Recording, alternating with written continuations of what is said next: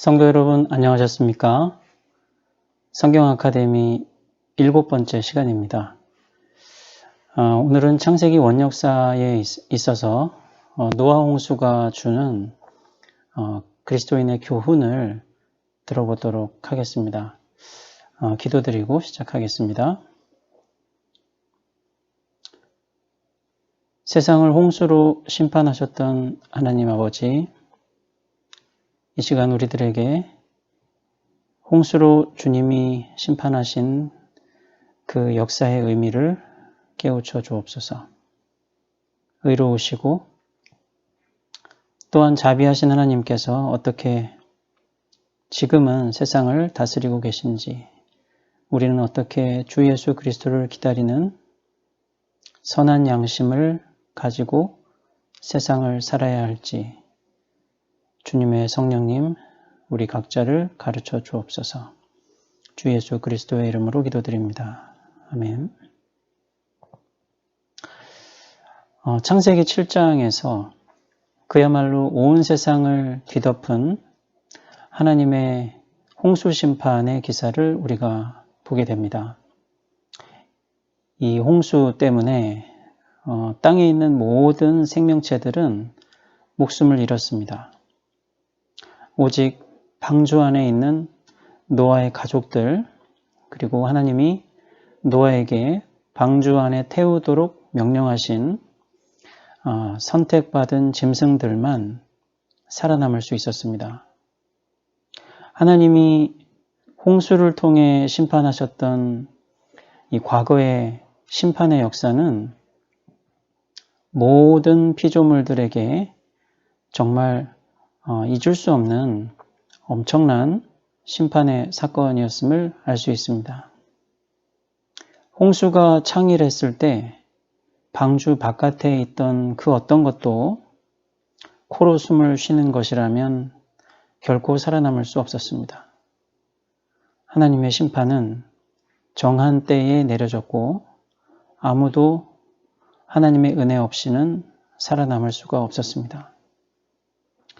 우리 그리스도인들은 이 홍수 심판이 기록된 창세기 7장을 통해 무엇을 배우게 될까요? 우선 첫째는 방주 안에서 하나님은 정결한 짐승과 정결하지 못한 짐승을 구별하셨다는 사실을 살펴봅시다.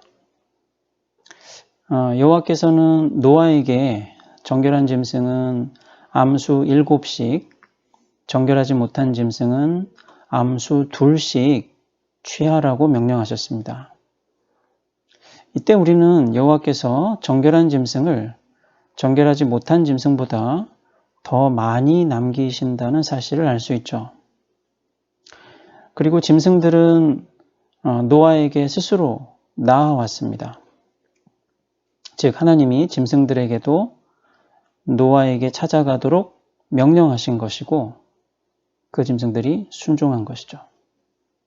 이 장면은 마치 창세기 2장에서 하나님이 동물들을 만들어서 아담에게로 이끌어 오셨던 장면을 연상시킵니다.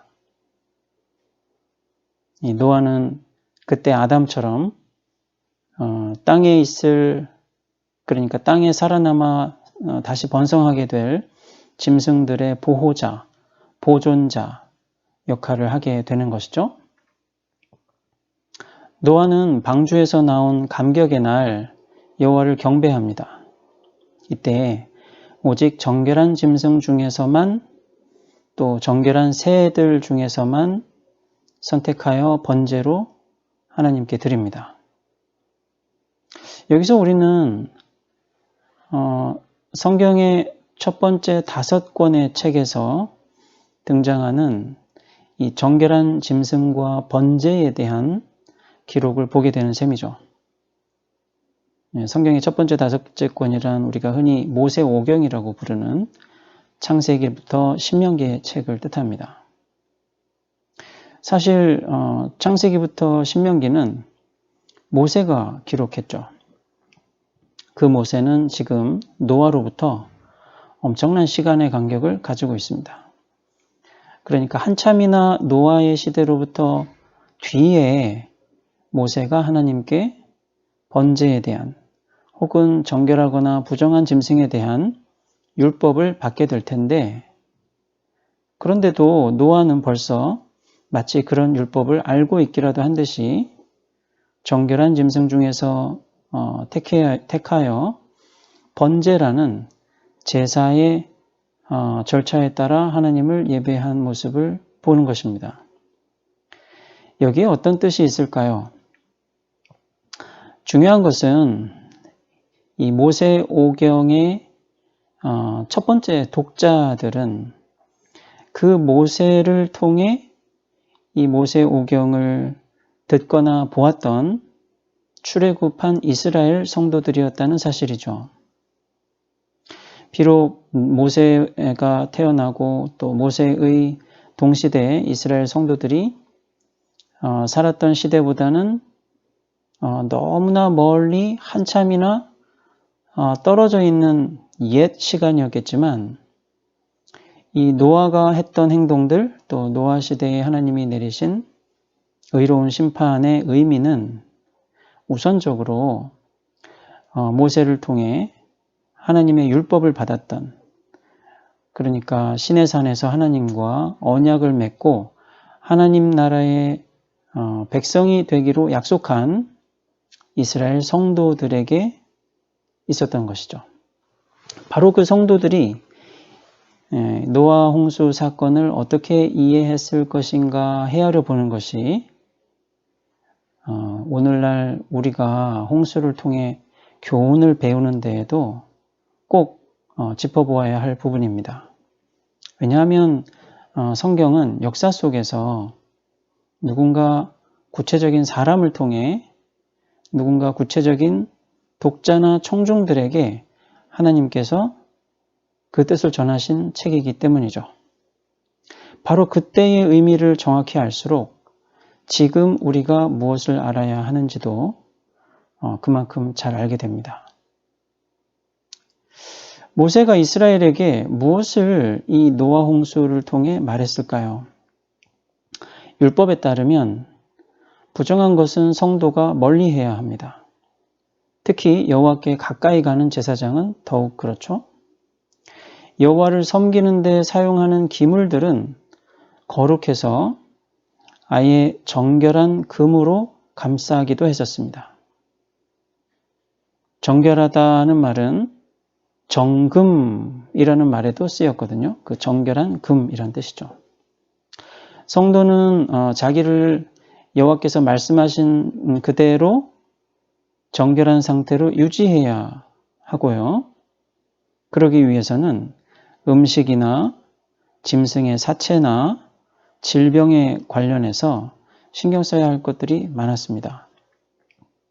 그래서 모세를 통해 하나님과 언약을 맺고 또 그 언약에 따라 그들에게 율법을 하나님이 주셨는데, 그 율법에는 하나님이 거룩하신 분이고, 그리고 그 하나님의 백성으로서 이스라엘도 거룩해야 한다고 명령하고 있습니다.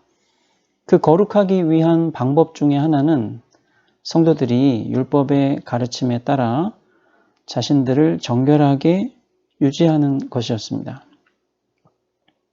그래서 하나님은 거룩하시고 성도들은 그 거룩하신 하나님과 가까이 있기 때문에 그 백성들은 정결해야 하는 것이고, 하나님이 지정하신 부정한 음식이나 혹은 부정함을 전이받게 되는, 그러니까 부정함을 옮기게 되는 짐승의 시체나 어떤 질병에 관련된 혹은 신체 활동에 관련된 특정한 현상들로부터 조심해야 했었죠. 이런 자세한 정결에 관한 율법들은 출애굽기, 레위기, 민수기, 신명기에 골고루 아주 복잡하고 자세하게 나와 있습니다.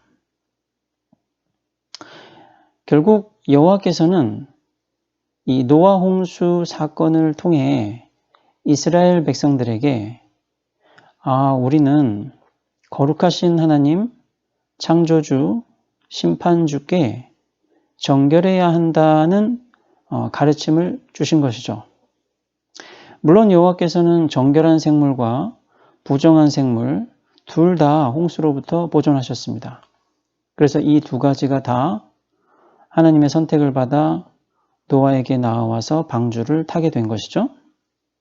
그렇지만 동시에 우리가 눈여겨보아야 할 것은 정결한 생물을 여호와께서는 부정한 생물보다 더 많이 보존하셨다는 사실입니다. 이것은 짐승과 관련하여 정결과 부정에 관한 율법을 지켜야 했던 이스라엘 성도 입장에서 생각해 보면 아마도 여호와는 성도들을 위해서 정결한 짐승의 개체 수를 더 많아지게 하시고 또 부정한 짐승은 그보다 적어지게 하시려 했다는 사실을 짐작할 수 있죠. 이스라엘 언약 백성 입장에서는 거룩하신 하나님께 본인들이 정결해야 한다는 것은 너무나 중요한 사실이었습니다. 그들 입장에서 볼 때 홍수에서 구원의 은혜를 받은 짐승들이 정결한 짐승들이 부정한 짐승들보다 더 많았다는 사실도 교훈을 주었겠죠. 하나님께는 정결함이 매우 중요한 것입니다.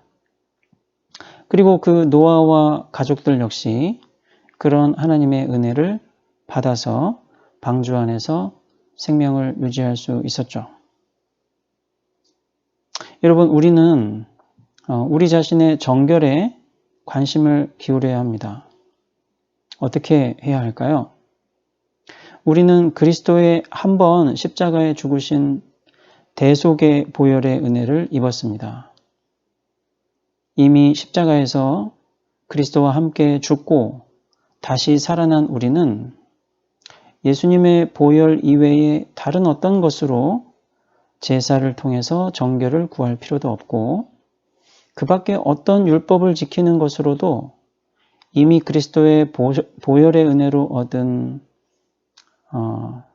이 정결함을 대신할 필요가 있거나 혹은 더 정결해져야 할 필요가 있거나 하지 않습니다.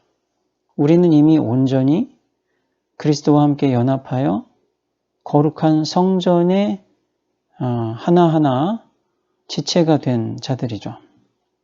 중요한 것은 우리의 정결한 상태를 지키는 것입니다. 정결해지려고 해야 하는 것이 아니라 정결해진 우리들을 죄악된 것들로부터 깨끗하게 보호해야 하는 것이죠. 우리가 죄를 미워하는 것은 정결한 우리가 우리 자신을 정결하게 보존하기 위한 노력입니다. 불신자들의 죄를 따라하지 아니해야 할 것입니다.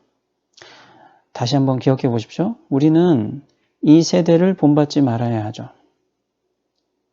우리는 하나님이 멸망받을 세상으로부터 따로 구별하고 그리스도의 대속의 보혈의 은혜로 정결하게 해주신 구원받은 사람들이기 때문입니다. 그렇기 때문에 멸망할 이 세대를 본받지 말아야 하고 하나님의 선하신 뜻을 또 받으심직하고 온전하신 것이 무엇인지, 즉 하나님께 드릴 제물이 무엇인지 생각해야 할 사람들이죠. 마음이 새롭게 됨으로 변화되어야 할 사람들입니다. 과거의 이스라엘은 거룩한 것과 속된 것, 정결한 것과 부정한 것을 분별하는 일이 제사장들의 역할이었습니다. 성도들이 하나님과 가까이 있기 때문에 그래서 성도들은 정결함을 유지해야 했고 그렇게 성도들이 정결함을 유지할 수 있도록 혹시라도 정결함을 잃어버리게 되는 우발적인 사태가 벌어지면 하나님의 말씀대로 어떻게 다시 정결함을 되찾을 수 있을지 절차를 진행할 사람도 역시 제사장이었습니다. 그 제사장들은 자기도 정결하게 유지하고 성도들도 정결함을 유지하는 데에 필요한 직무를 수행했었습니다. 우리 성도들은 그런 제사장들과 같은 자들이죠. 그리스도와 하나 된 성전이기도 합니다. 그리스도의 성전으로서, 그리스도와 함께 연합하여 성전으로 건축되어 가는 우리 성도들은 스스로를 늘 정결하게 유지하면서 이 주님의 성전 속에 부정한 것들이 들어오지 않도록 깨어 있어야 합니다. 우리 자신을 성결하게 하나님의 말씀과 기도로 늘 보존하고 성장하고 또 함께 교제하는 성전에 지체된 다른 성도들과 함께 아름다운 성전을 건축해 가야만 하죠.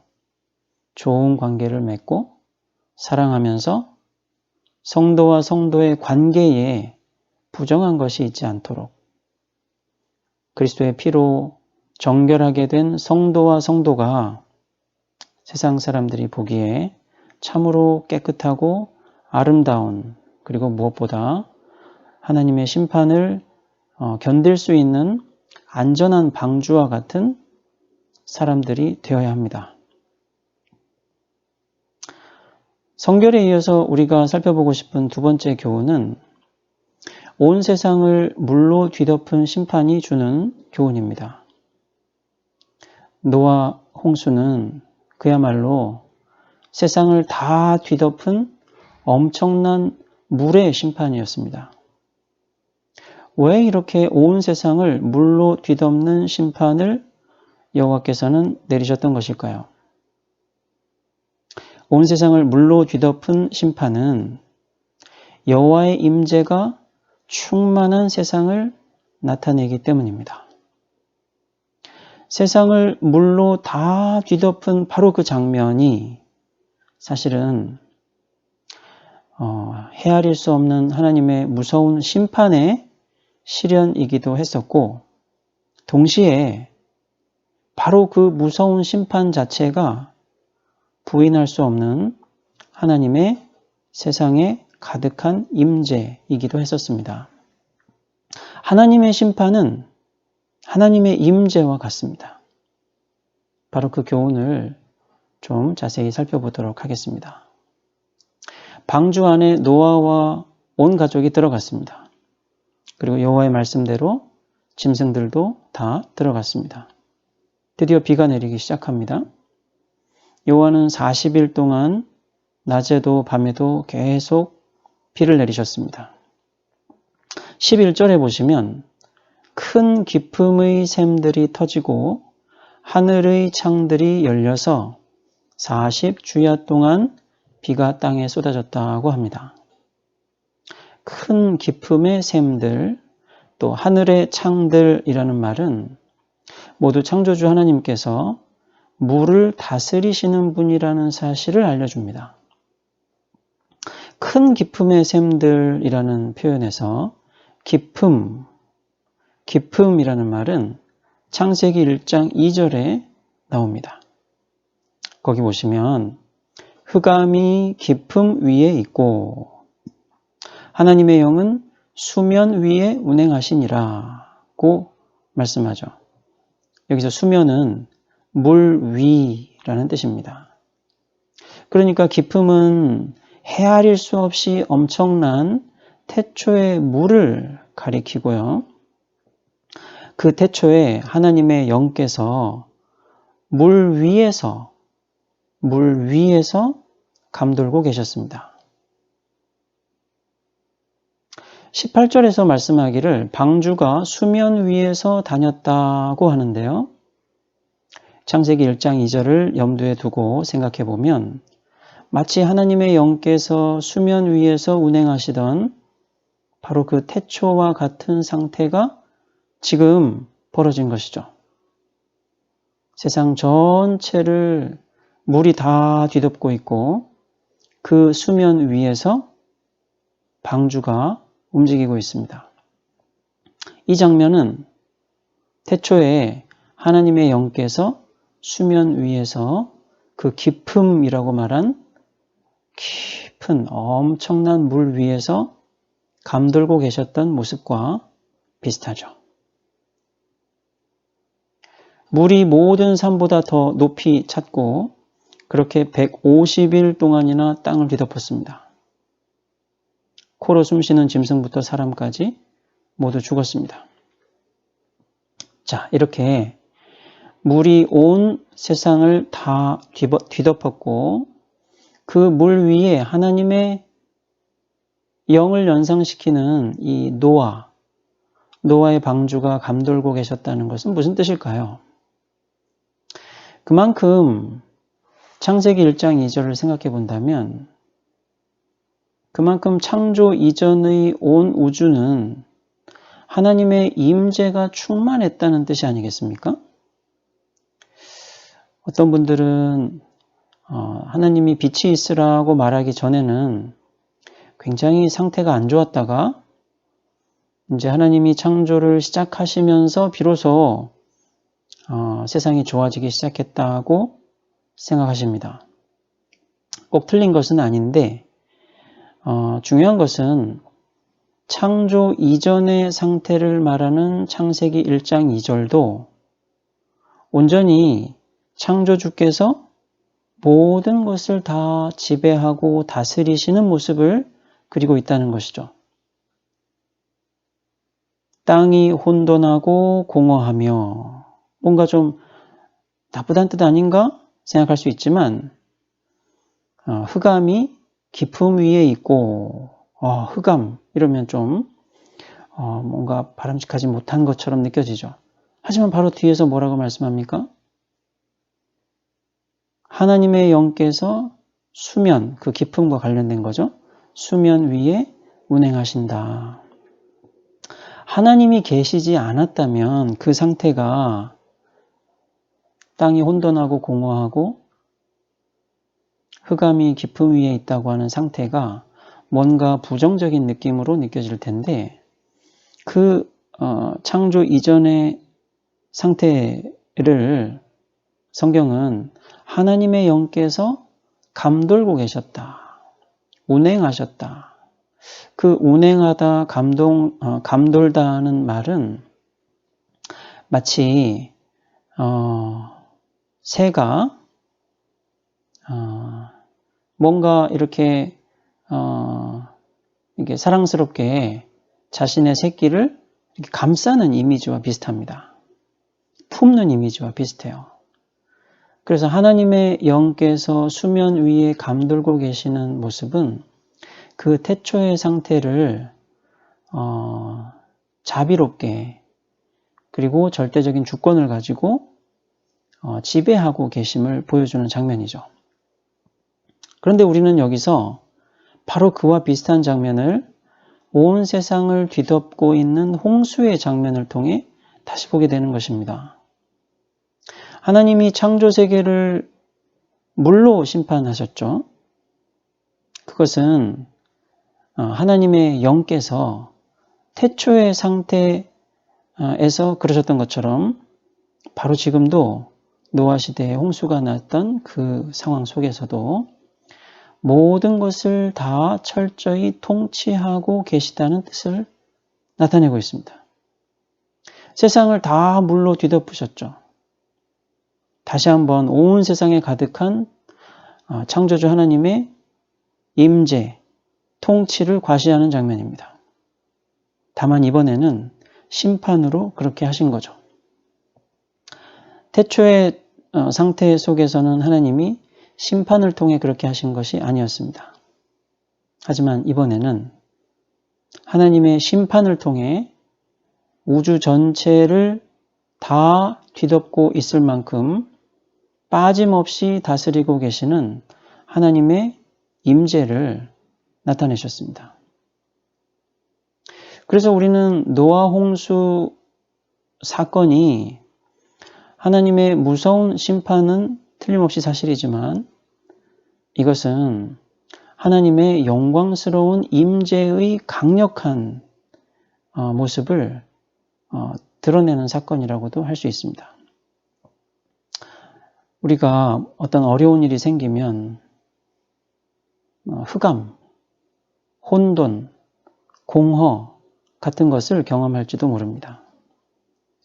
노아가 방주 속에서 어떤 말을 했는지 기록되어 있지는 않지만 방주에 들어가자마자 방주의 문이 닫히고 계속해서 비가 내리고 그리고 150일간이나 그 망망대해와 같은 물 위에서 방주 안에 몸을 맡긴 채 떠돌아다니는 동안에 어떤 두려움, 공포, 막연함. 그래서 태초에 만약 땅이 공허하고 혼돈하고 흑암이 깊음 위에 있다고 하는 그 장면에 사람이 있었다면 느꼈을지도 모를 어떤 엄청난 심리적 압박과 두려움에 빠져 있지 않았을까요?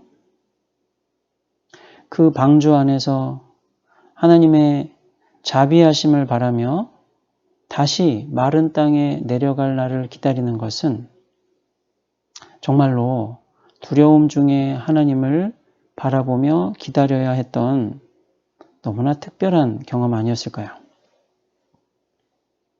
그런데 그 세상을 다 뒤엎은 물이야말로 바로 그 하나님을 알게 해주는 것 아니었겠습니까? 온 세상에 가득한 하나님의 영광, 하나님의 임재 말이죠. 여기 깊음이라는 말은 땅 밑에 있는 엄청난 양의 물을 가리키는 것 같습니다. 예를 들어서 하나님은 출애굽한 이스라엘을 광야에서 바위를 쪼개 물을 마시게 하셨는데 그 물은 거대한 깊은 수원에서 나오는 물 같았다고 시편 78편 시인이 노래합니다. 하늘의 창 역시 하나님이 물을 주관하신다는 사실을 알려줍니다. 이 창을 열어서 하늘에 있는 엄청난 물을 땅에 비로 내리셨습니다. 그래서 7장 4절을 보면 물이 많아져서 땅 위에서 모든 존재들을 완전히 없애셨다. 완전히 없애셨다고 합니다. 그야말로 온 세상이 깨끗해진 것이죠. 큰 물을 통해 하나님이 내리신 심판은 세상에서 죄인들을, 부정한 것들을 다 제거하는 심판이었습니다. 그 심판 중에 오직 의인들만 하나님의 택하심을 얻은 것들만 살아남게 되는 심판이었습니다.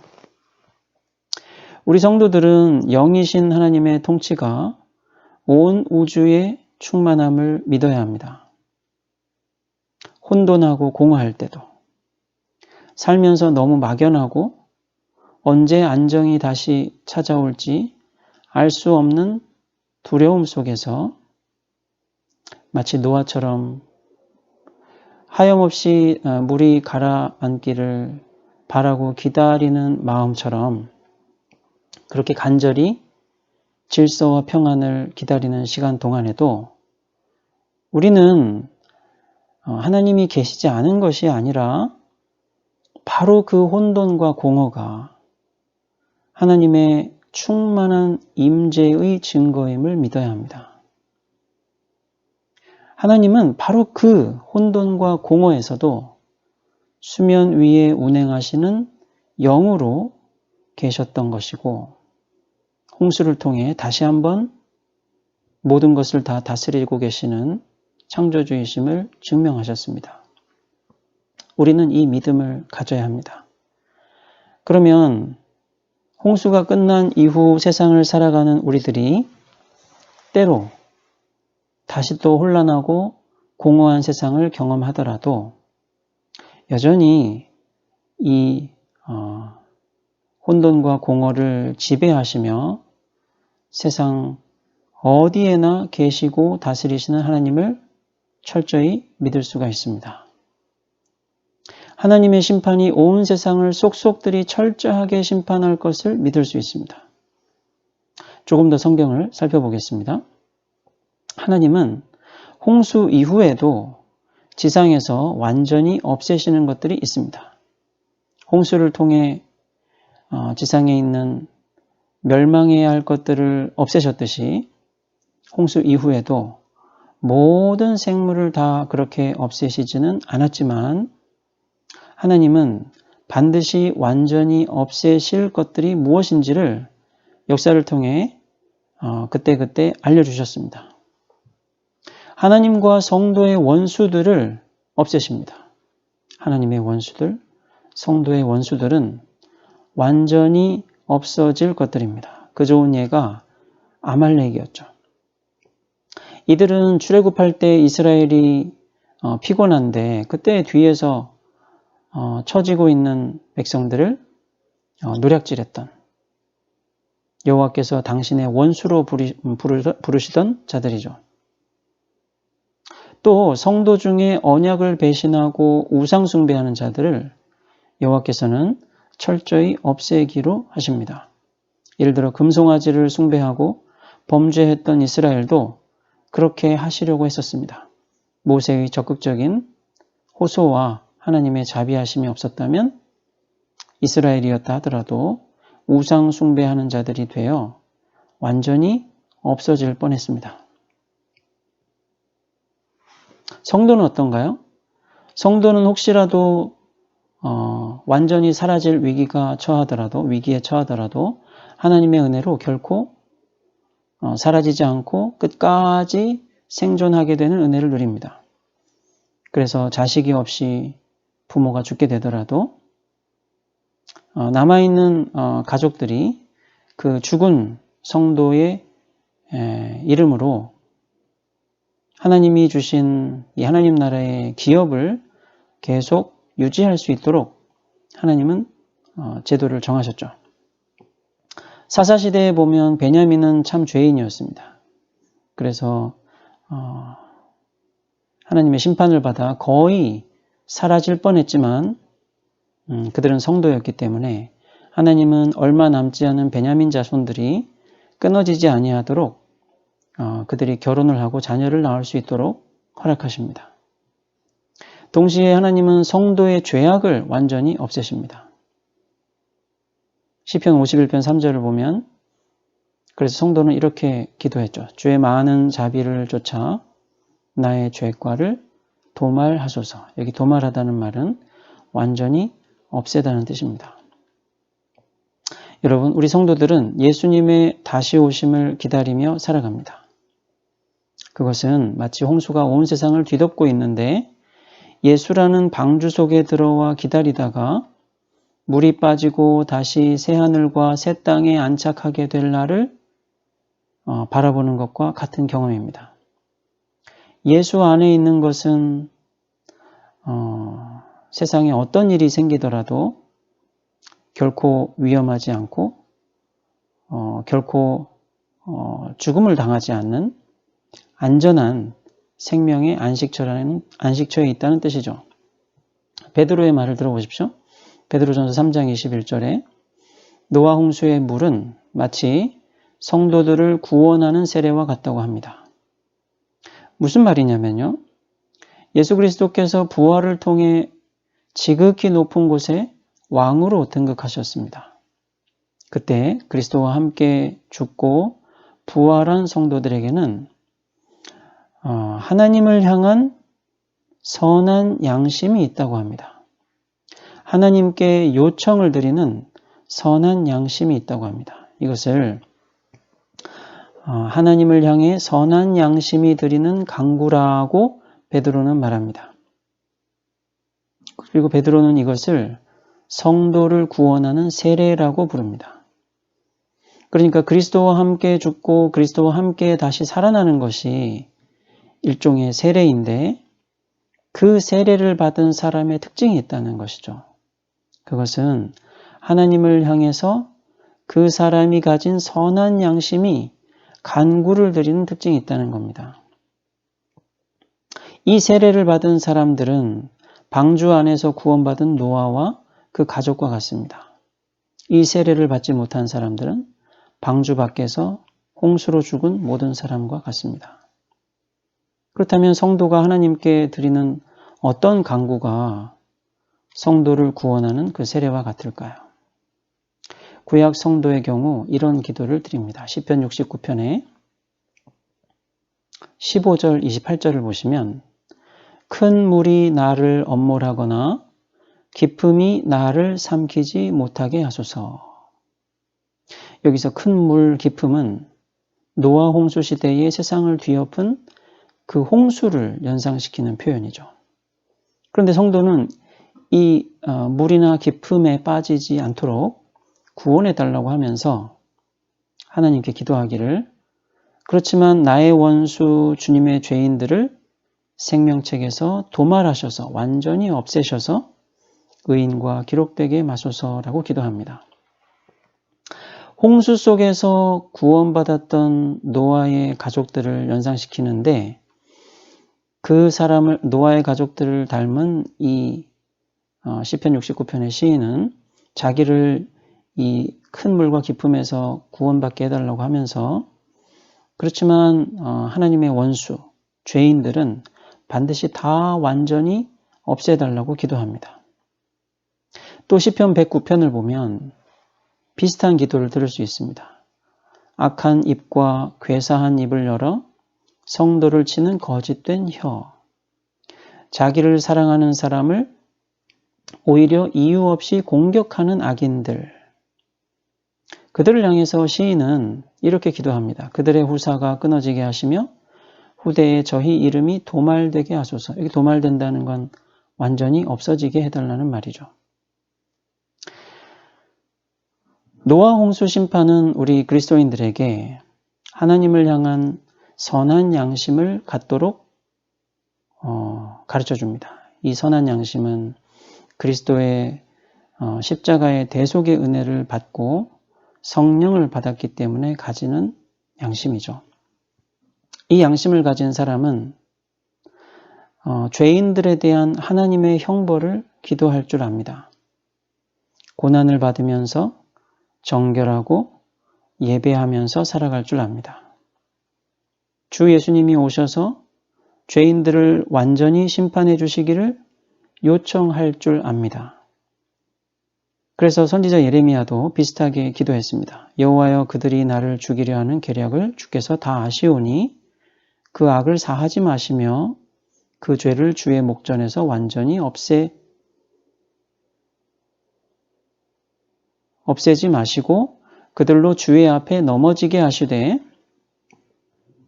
주의 노하시는 때에 이같이 그들에게 행하옵소서. 그러니까 죄인들은 그 죄를 계속 가지고 살아가다가 주님이 진노하시는 때가 되면 그 진노를 당하여 죽게 해달라고 예레미야는 기도했습니다.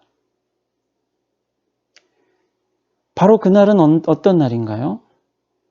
하나님이 오셔서 언제 구원해 주실까 기다리는 성도들에게 드디어 찾아오신 하나님이 눈물을 완전히 없애주시는 때죠. 이런 기도를 누가 할 수 있을까요? 죄인에 대한 완전한 심판, 큰 홍수 속에서 살아남게 해주시기를 바라는 간절한 마음.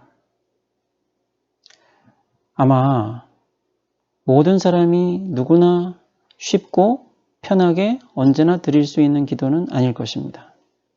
아마도 이런 기도는 성경에도 이런 기도를 드리는 사람들이 나타나듯이 선을 행하며 고난을 받는 사람들이야말로 이런 기도를 드릴 수 있을 것입니다.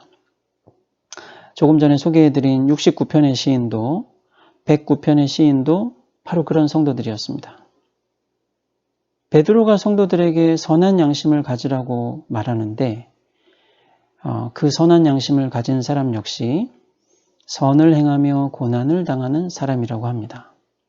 그래서 홍수 때처럼 하나님이 주신 선한 양심을 가지고 요청을 드리면서 세상을 살아나간다고 하는 것이죠. 그 성도들은 어떤 선을 행하며 고난을 받는가요? 멸망할 불신자들이 저지르는 범죄에 참여하지 않기 때문에 고난을 받습니다. 예를 들어 베드로는 그런 범죄들을 음란, 정욕, 술 취함, 방탕, 향락, 우상숭배 같은 것이라고 소개합니다. 불신자들은 그리스도인들이 자기들처럼 그런 것들을 열렬히 좋아하지 않는 것을 보며 이상하게 생각하고 비방을 한다고 합니다. 우리는 멸망받을 사람들이 좋아하고 빠져드는 것을 참여하지 말아야 하고 그러면서 당할 수밖에 없는 세상 속에서의 고난을 감수할 수 있어야 합니다. 그것은 마치 온 세상에 하나님의 심판의 물이 뒤덮게 될 텐데 그 심판의 물을 바라보며 하나님을 향해 선한 양심이 호소하며 살아가는 모습과 같다는 거죠.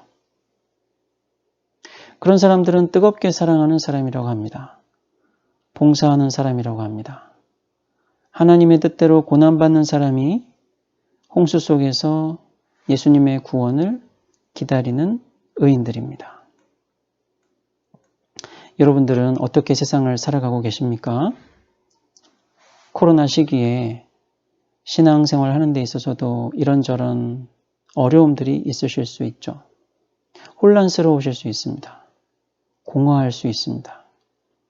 하지만 바로 이런 혼란과 공허 역시 하나님의 충만한 임재의 증거라고 믿으실 수 있기 바랍니다. 그것이 우리로 하여금 세상에 가득했던 홍수의 심판으로 하나님의 영광을 나타내셨던 이 창세기 원역사의 사건이 주는 교훈입니다. 여러분 집중해 주셔서 감사합니다. 다음 시간에 다시 뵙도록 하겠습니다.